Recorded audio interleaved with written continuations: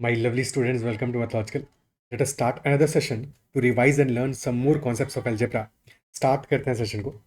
And if you've not already subscribed to our channel, then make sure to subscribe to our channel as well as like this session.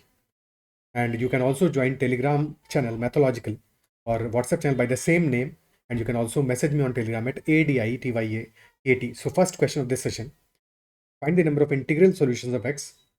While the equation is mod of x square minus 5x plus 6 plus mod of x square minus 6x plus 5, and that is equal to mod of x plus 1. Mod of x square minus 5x plus 6 plus mod of x square minus 6x plus 5, that is equal to mod of x plus 1. So we can definitely factorize these values. So x square minus 5x plus 6 will be equal to x minus 2 into x minus 3. Okay, so this will become mod of x minus 2 into x minus 3 plus x square minus 6x plus 5. This will be x minus 1 into x minus 5.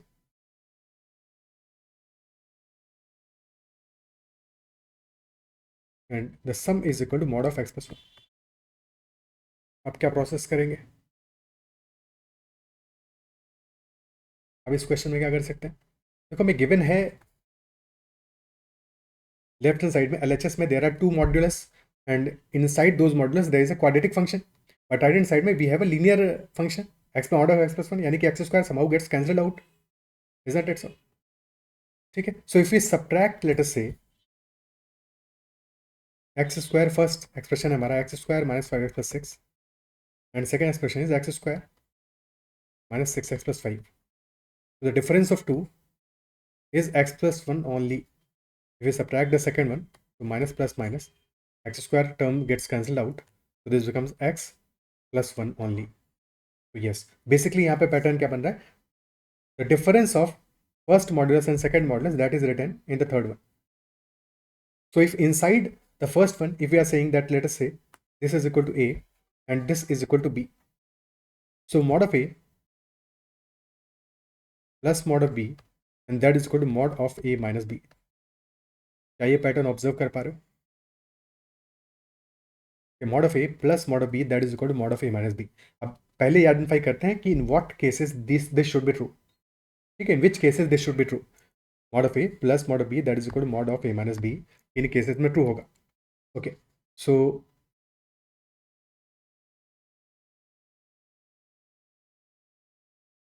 if let us say one of these two is 0, if b is equal to 0 then mod of b will also be 0.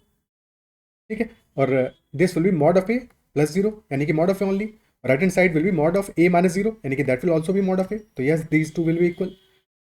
So if b is equal to 0, similarly अगर हमारा if a is equal to 0 then this will be 0 plus mod of b and right hand side will be mod of 0 minus b यानी कि that will also be mod of b यानी कि even in that case. So if one of a और b is 0 तब तो ये holds true. ठीक है, इसके अलावा केसेस क्या होंगे? either both will be positive और positive and negative or negative and positive or both will be negative. 4 cases will be there. In the first case when both a and b are positive, एक second इसको left hand side में लिखते हैं तो ज़्यादा better रहेगा.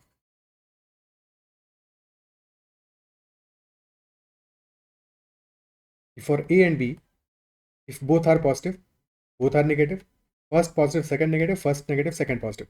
So if both are positive, both modulus will open with positive sign, यानी कि left hand side will be a plus b. If both are negative, then both modulus will be opening with a negative sign, minus a plus minus b, यानी कि this will be basically minus of a plus b.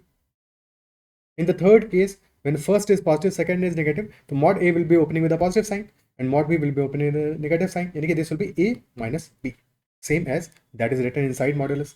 ठीक है, और last case में when a is negative तो mod of a will be opening with a negative sign, तो minus a plus b which is same as minus of a minus b. Okay, first case में left hand side is a plus b, both are positive. Right hand side is mod of a minus b, so definitely these will not be equal. These will not be equal क्योंकि left hand side में हमारा सम कर रहे हैं, right hand side में difference ले रहे हैं, डिफरेंस का मॉड ले रहे हैं. एंड सिंस अगर उन दोनों में से कोई भी एक जीरो नहीं है, if both are non negative, if both are positive, sorry both are non zero, ठीक है, so in that case they will never be equal. Similarly for the second case when both are negative, तो left hand side is minus of A plus B and right hand side will be mod of A minus B, so they will never be equal unless one of them is zero.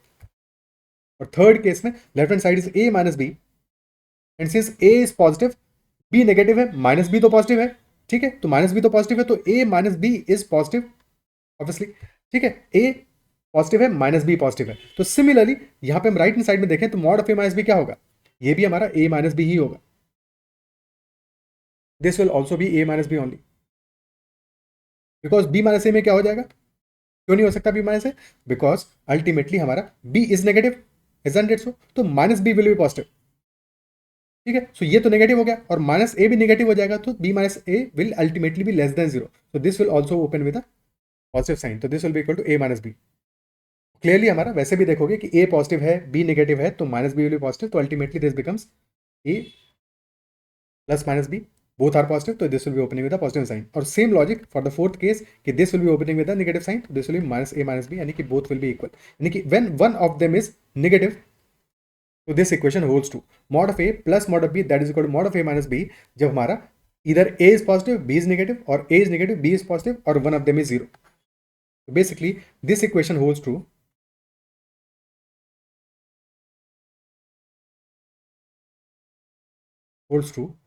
when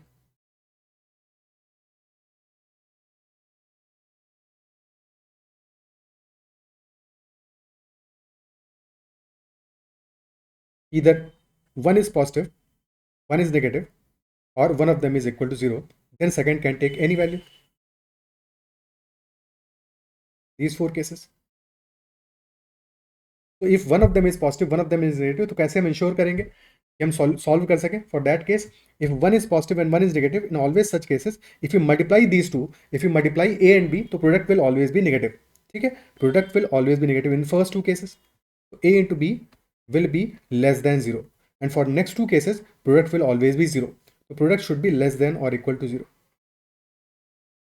because when both are positive product will be positive, when both are negative product will be positive still। तो जब product non positive होगा, यानी कि if product is negative और equal to zero, those will be our cases. क्या ये बात appreciate कर पा रहे हो, क्या ये बात समझ पा रहे हो, क्लियर, ठीक है। यहीं पे कोई क्वेश्चन ऐसा भी हो सकता था जहां पे हमारा कॉन्टेक्स्ट होता कि mod of A plus mod of B that is equal to mod of A plus B, वहां पे जस्ट उल्टा मामला होता कि अगर दोनों को हम पॉजिटिव होते दोनों, तो सॉल्यूशन होता, दोनों नेगेटिव होते तब भी सॉल्यूशन होता, या फिर कोई एक जीरो होता तब भी सॉल्यूशन हो जाता, ठीक है, जीरो वाला केस भी चलता वहां पे, इफ वन वॉज जीरो तब भी सॉल्यूशन होता, तो वहाँ पे ये चार केसेस बनते हैं अपने। अब बहरहाल इस क्वेश्चन को सॉल्व करते हैं, that product of A and B should be less than equal to zero, solve करते हैं।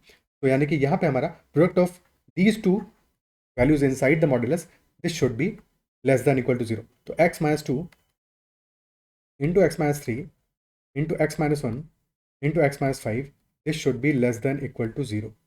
तो क्रिटिकल पॉइंट्स हमारे क्या आ रहे हैं, two three one and five, one two three and five, these are our critical points. So after 5, when x is greater than 5, this will be positive. Between 3 and 5, negative. Between 2 and 3, positive. Between 1 and 2, negative. And again positive for x less than 1. But since equality is also there, our solution will be, we have to find less than equal to 0. So between 1 and 2 or between 3 and 5, including the endpoints. So x should be between 1 and 2, union between 3 and 5. हमें चाहिए number of integral solutions. So integral solutions will be 1, 2, 3, 4 and 5. Total 5 solutions are there, तो answer will be 5। अगर sum of x पूछता, sum of possible values of x, तो sum of possible values of x would have been 15।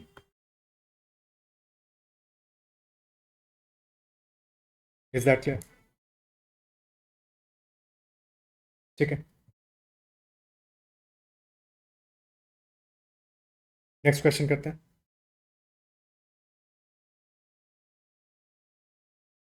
Next one. If x, y, and z are positive real numbers such that x square into y cube into z that is equal to 2 to the power 7 into 3 to the power 7, then we have to find the minimum possible value of 3x plus 4y plus 2z। Product का value is given and sum का minimum value पूछ रहा है।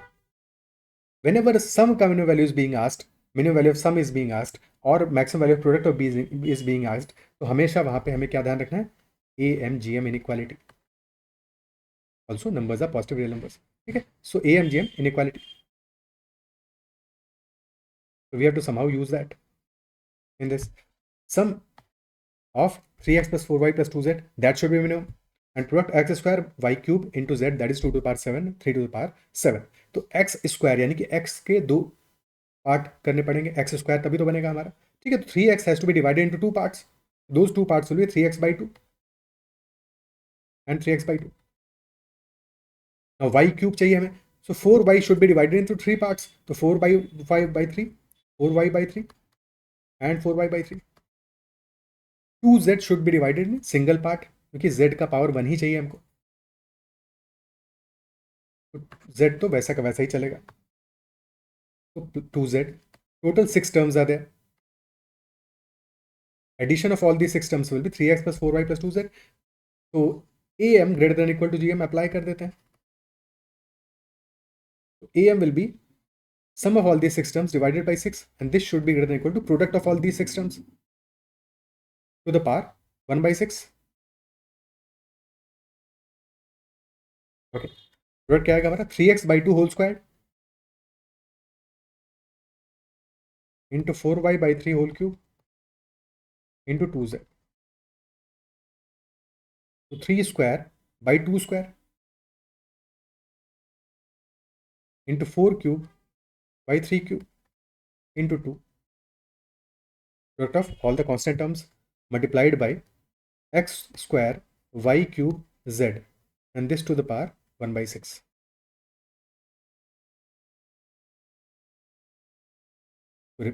Replace x square y cube z by 2 to the power 7, 3 to the power 7. Simplify कर लेंगे फिर इसको. So this will be 3 square by 2 square into 4 cube is 2 to the power 6 divided by 3 cube into 2 to the power 1 multiplied by 2 to the power 7, 3 to the power 7 to the power 1/6. तो power of 2 कितना होगा, 6 plus 1 plus 7 14 minus 2, तो 2 to the power 12 हो गया. 3 to the power is 3 square plus 2 plus 7 9 minus 3, 3 to the power 6 हो गया, and this to the power 1/6. Right hand side becomes 2 to the power 12 into 3 to the power 6 to the power 1/6, यानी कि 2 square into 3. 2 square into 3. So this whole left hand side, this divided by 6 is greater than equal to 12. So this sum should be greater than equal to 6 into 12, 72. The minimum value of this sum is equal to 72 only. This will be our minimum value. So answer will be 72.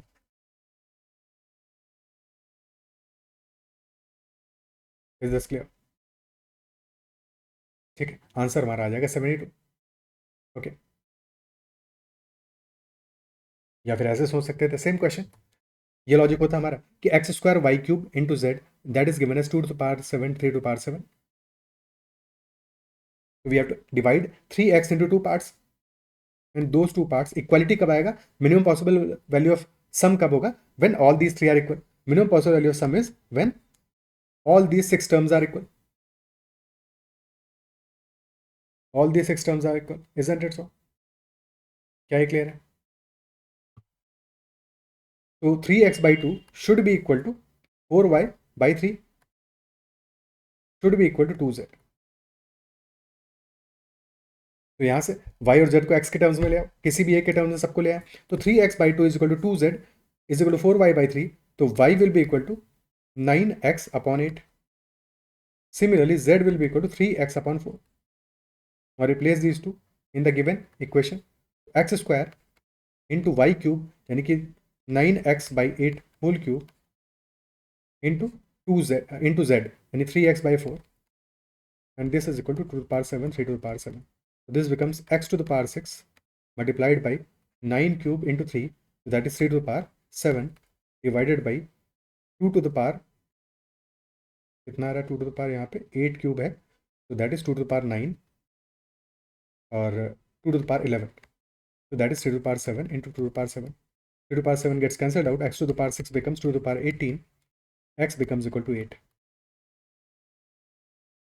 x equal to 8 आ गया, तो 3x will be 24.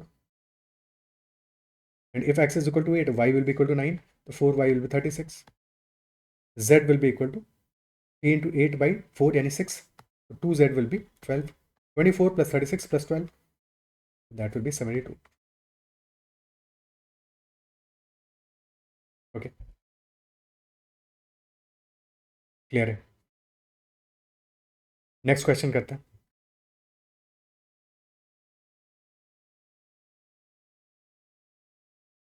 If y is equal to 2 times the integral part of x plus 3, and that is equal to 3 times the integral part of x minus 2 minus 4, then we have to find the value of integral part of x plus 3y.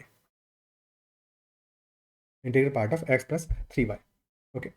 So if we have ever been given, let us say, mod integral part of some value x plus some integer, and x can take any value. ठीक है, if x is an integer, let us say if x is equal to 2, तो 2 plus i तो integer ही है. ठीक है, i can take any value, but if 2 plus i is given, let us say i जहाँ पे कि चलो i की वैल्यू लिख देते हैं, if i is equal to 3. तो if i is equal to 3, तो integral part of 2 plus 3, that will be integral part of 5, which will be equal to 5.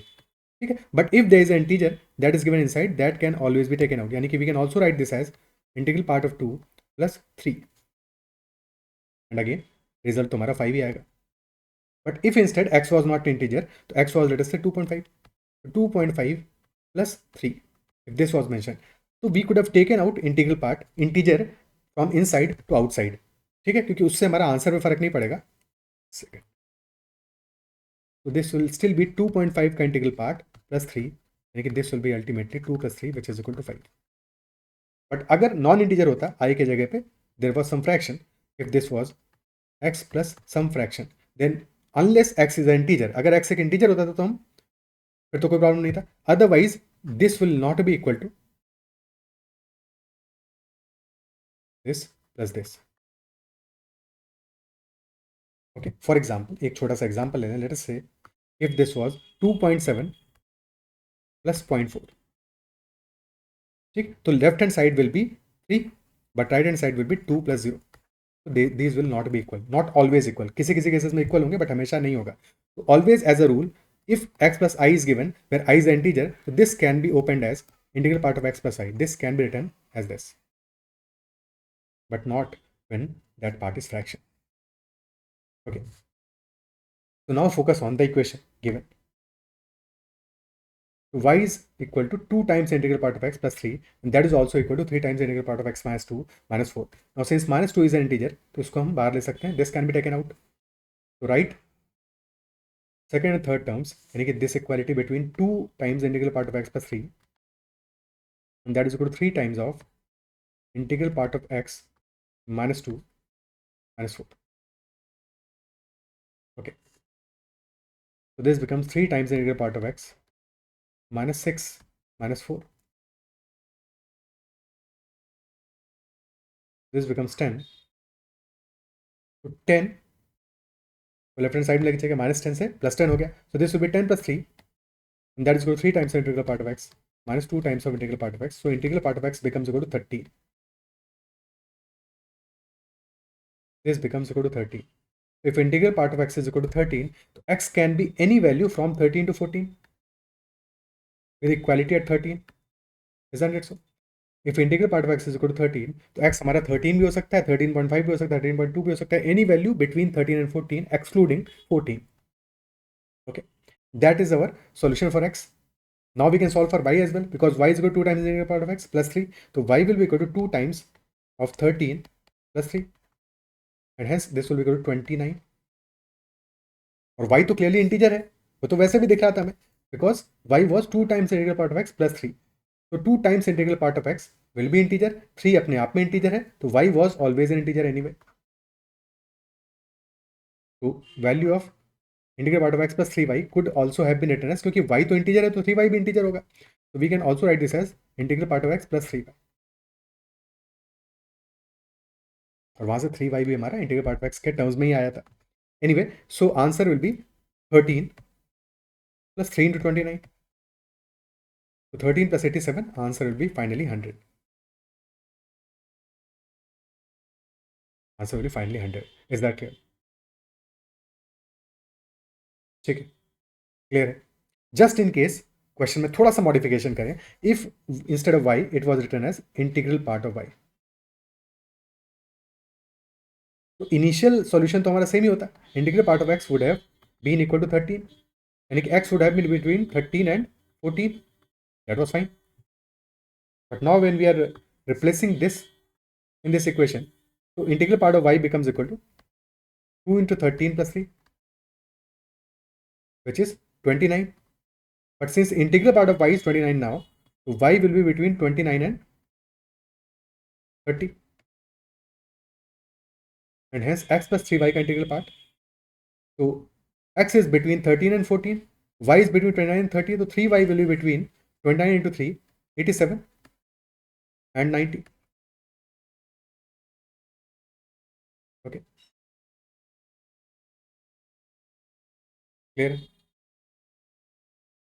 So we can add these two inequalities. Inequality number 1 and inequality number 2. These we can add. So sum of these two, yani x plus 3y will be between 13 plus 87, 100. And since दोनों में equality भी applied है, so this will be less than equal to. And right hand side में 90 plus 14, 104. So less than 104. So x plus 3y will be anywhere from 100 to 114. So integral part of x plus 3y, that can be between 100 and 104. ठीक है, 104, 114 बोला था क्या पहले, पता नहीं. Anyway, so this can be equal to 100 or 101 or 102 or 103. तो any value is possible. 104 नहीं हो सकता बिकॉज वहाँ पे इक्वालिटी नहीं है, but all 4 values are possible. तो यहाँ पे answer would have been can not be determined because data given is insufficient to solve this question. 4 values are possible. क्या ये क्लियर है? ठीक है. आंसर वुड हैव बीन कि 4 values are possible, so data is insufficient for the given question for now. Okay.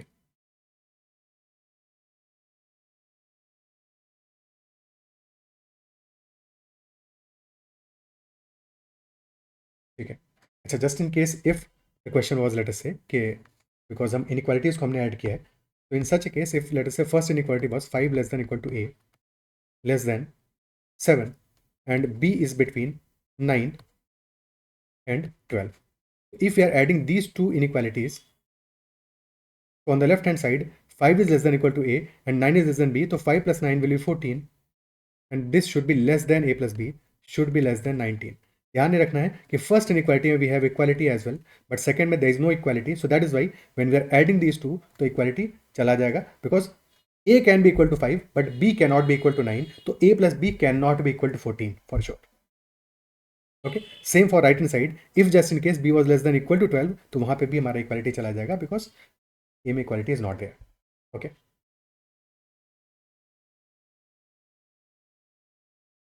Clear? Next question. fx is a 4-degree polynomial with the coefficient of x to the power 4 equal to 1.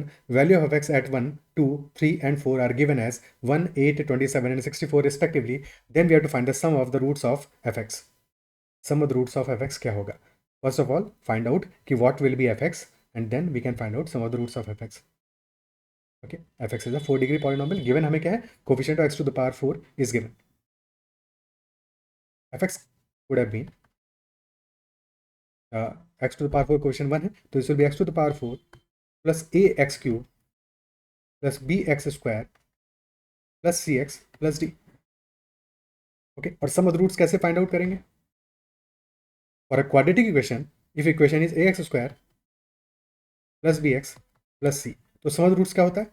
Some is coefficient of x with a minus sign, तो minus b by है, which is basically minus times minus sign के साथ में coefficient of x divided by coefficient of x square. Okay. For a quadratic equation, if this was a cubic equation instead, for a cubic equation, that is, let us say ax cube plus bx square plus cx plus d. For a cubic equation, sum of the roots is equal to coefficient of x square with a minus sign, to minus b by a still. Basically minus times with a minus sign coefficient of x square divided by coefficient of x cube. Similarly, for a 4-degree polynomial, sum of roots will be equal to coefficient of x cube divided by coefficient of x to the power 4 with the minus sign, तो minus sign और coefficient of x cube divided by coefficient of x to the power 4. This is for sum of the roots. Similarly product of roots के लिए क्या case बनेगा? Product of roots in case of quadratic, that is constant term divided by coefficient of x square, coefficient of highest power. ठीक है. Similarly for a cubic, this is constant term divided by, but यहाँ पे थोड़ा सा change आता है. क्या change आता है? क्यूबिक में हमारा माइनस साइन भी आता है लास्ट में, तो प्रोडक्ट में हमारा वैल्यू आ जाता है माइनस साइन के साथ में constant term divided by a. और in case of 4 degree polynomial again this is constant sign constant term divided by coefficient of x to the power 4, यानी कि product will be constant term divided product of x to the power 4. याद रखने के लिए ऐसे समझ सकते हो कि एफ एक्स के रूट्स हैं हमारे alpha beta gamma and delta, तो f x can be written as x minus alpha into x minus beta into x minus gamma into x minus delta, and x to the power 4 का coefficient अगर capital A है तो that can be written outside, तो this will be our f x.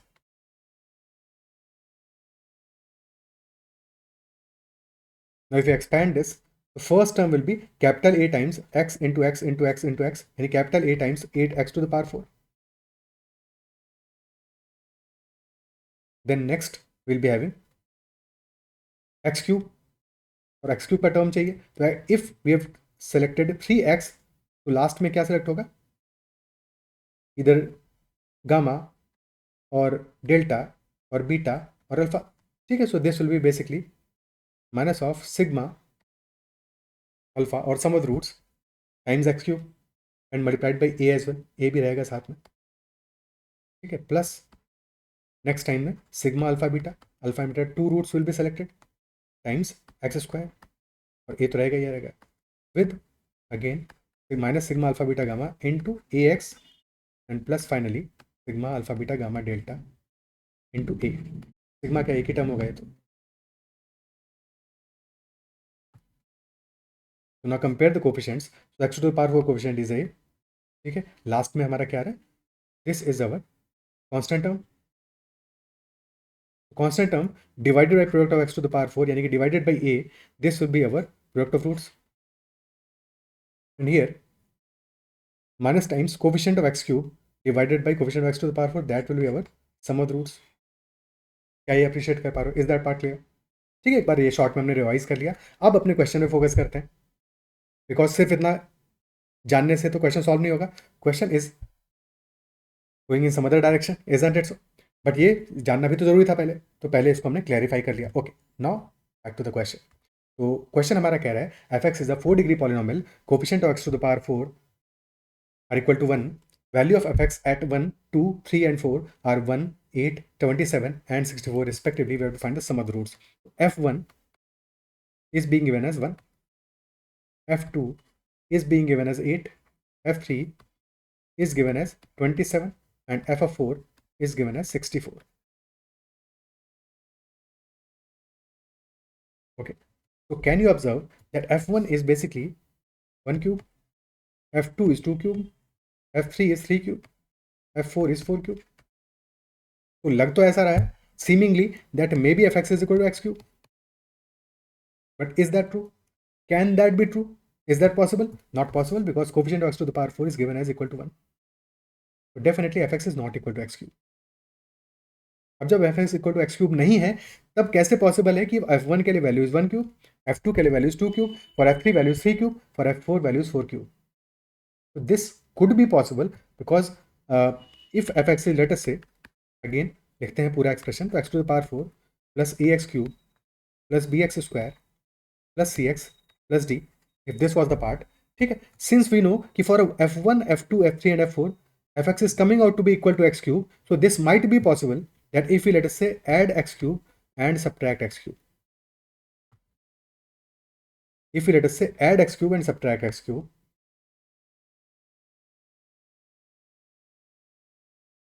so now we've broken fx in 2 parts, and there's a reason for that. Okay, focus on the first part. So for f1,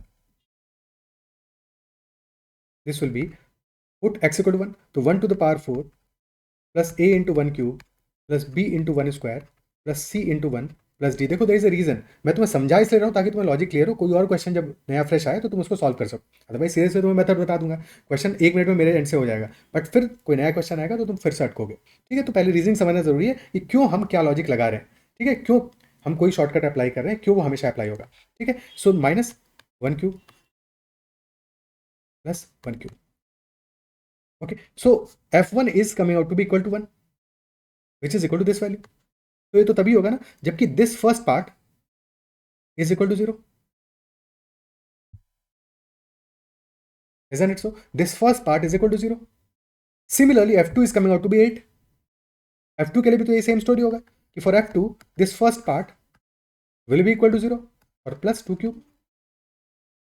तो ये जो first part है हमारा x to the power 4 plus ax cube plus bx square plus cx plus d minus x cube, this first part, if we assume, let us say this is equal to gx, so we can write fx is equal to gx plus x cube. Okay, and this gx is 0, gx is equal to 0 at x equal to 1, 2, 3 and 4. तो 3 and 1, 2, 3 and 4 पे this gx is 0। अभी हमारा fx equal to x cube आ रहा है और since 4 degree polynomial है तो 4 ही रूट्स पॉसिबल है।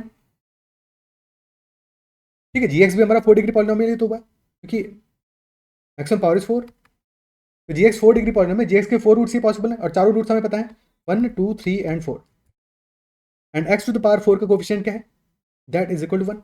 तो कैन वी राइट, क्या हमें gx मिल गया यहाँ से, gx will definitely be equal to x minus 1 because 1 is a root, x minus 2, 2 is a root, x minus 3, 3 is a root and x minus 4 because 4 is a root। और क्योंकि x to the power 4 coefficient 1 ही है तो multiplied by 1, gx will be equal to 1 into x minus 1 into x minus 2 into x minus 3 into x minus 4। this will be our value of gx। क्या ये बात appreciate कर पा रहे हो, क्या ये पार्ट क्लियर है?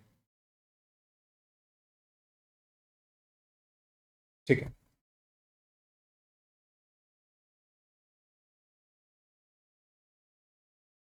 बस क्वेश्चन यहाँ पे फिनिश हो गया हमारा।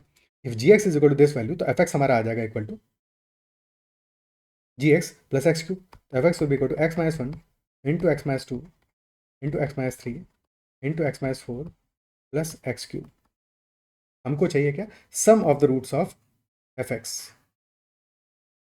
सम ऑफ द रूट्स के लिए हमें क्या चाहिए, x टू द पावर 4 का term which is equal to 1 और x क्यूब का term which will be equal to,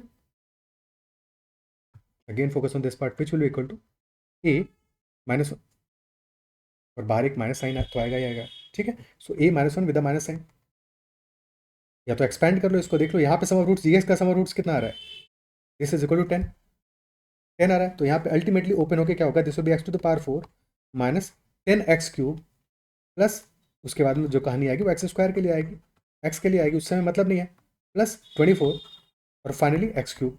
तो minus 10x cube plus x cube will B minus 9x cube.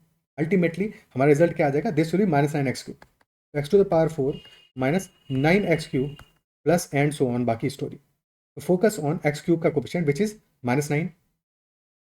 ठीक है, माइनस 9 आ रहा है, तो हमारा सम ऑफ रूट्स क्या होगा, sum of roots will be equal to minus of coefficient of x cube which is minus 9 divided by coefficient of x to the power 4 which is equal to 1। So hence 9 will be our answer. That sum of roots of fx will be equal to 9. Option C will be the answer. क्या ये clear है? और क्योंकि हमें fx मिल गया है तो अब अगर क्वेश्चन हमसे f5 पूछे, f6 पूछे, f10 पूछे, f1 पूछे तो सारी वैल्यूज हम निकाल सकते हैं। Isn't it so? f0 पूछे वो भी निकाल सकते हैं, f0 will be equal to क्या होगा, f0 this will be equal to x के 0 पुट कर दो, तो 1 into 2 into 3 into 4 यानी 24 प्लस 0, तो f0 will be equal to 24। क्या ये क्लियर है? ठीक है, और अब ये पैटर्न समझ गए हो तो बस सिंपली हमें इस क्वेश्चन में क्या करना था, सिंपली बस इतना देखना था, जैसे ही क्वेश्चन समझ में आया कि x to the power 4 coefficient 1 है, fx is equal to 1, 2, 1 at 1, 8 at 2, 27 at 3, 64 at 4, तो fx is equal to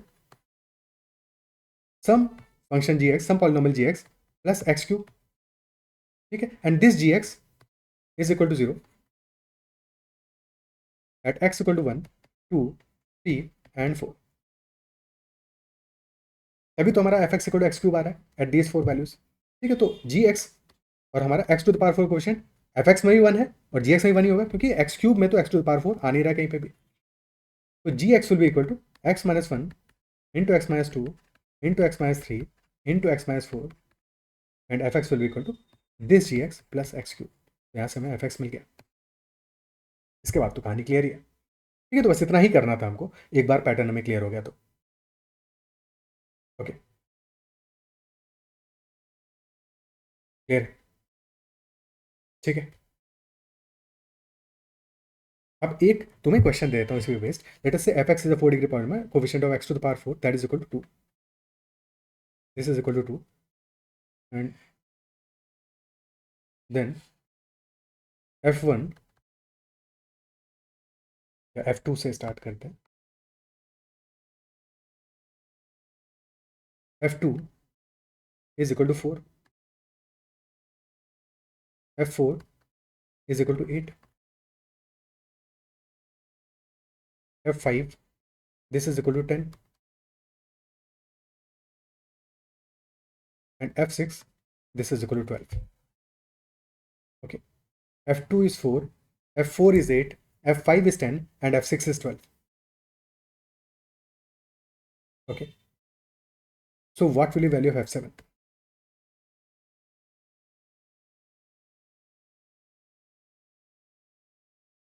x to the power 4 का coefficient is equal to 2, f2 is 4, f4 is 8, f5 is 10 and f6 is 12, तो f7 की value क्या होगी? Mention your answer in comments, okay, ठीक है। सो इतना ही रखते हैं सेशन में। आई बिलीव जो भी डिस्कस समझ में आएगा, एंड फिर भी कहीं पे किसी क्वेश्चन में डाउट रहता है तो make sure to comment about that doubt as well and give your feedback in the comment section कि तुम्हें सेशन कैसा लगा, क्या सारी चीज़ें समझ में आई कि या नहीं आई, और कुछ नए कॉन्सेप्ट सीखने को मिले या नहीं मिले। That is all for this session. Bye bye, take care and make sure to like this session as well. Keep learning, keep learning.